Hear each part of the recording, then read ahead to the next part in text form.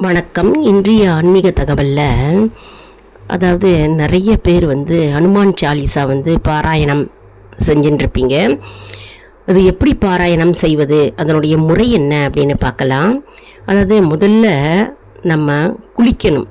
குளித்து விட்டு உடலை தூய்மைப்படுத்தி கொண்டு தூய ஆடை அணிந்து, சுத்தமான ஆடையை நம்ம அணிந்து முதல்ல நம்ம ஒரு மனதோடு ஆஞ்சநேய பெருமானை தியானிக்கணும். மனதார நம்ம அவரை மனதில் நம்ம கொண்டு நிறுத்தணுங்க. அப்புறம் நெய் தீபம் ஏற்ற வேண்டும்.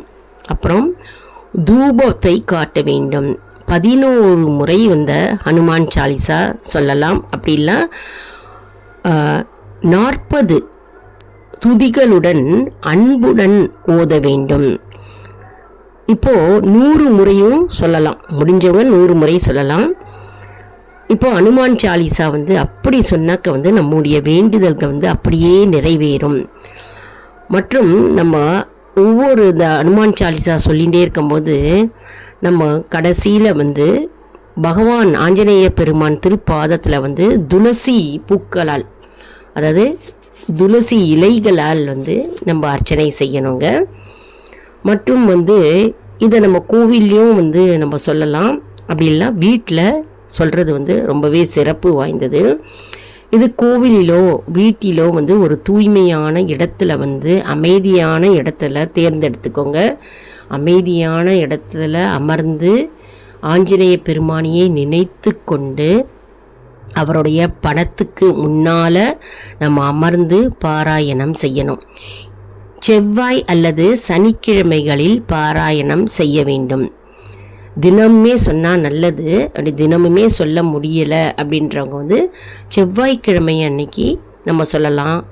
மற்றும் சனிக்கிழமை அன்று நம்ம பாராயணம் செய்யலாம்.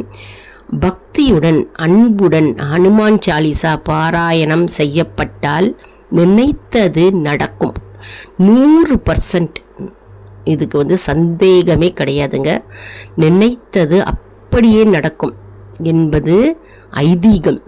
நிறைய பேர் சொல்லி பயன் பெற்றிருக்கிறார்கள். பெரியோர்கள் மூலமாக இந்த கருத்து நிறைய பேர் ஹனுமான் சாலிசா சொல்லி பக்தி சிரத்தையுடன் 48 நாள் ஒரு மண்டலம், அதாவது அந்த காரியம் நிறைவேறுவதற்கு வரைக்கும் அதை நம்ம சொல்லிக்கொண்டே இருக்க வேண்டும். பக்தி சிரத்தையுடன் ஒரு மனதோடு அவரையே நினைத்து சொன்னால் அந்த காரியம் ஜெயமாகும். கண்டிப்பாக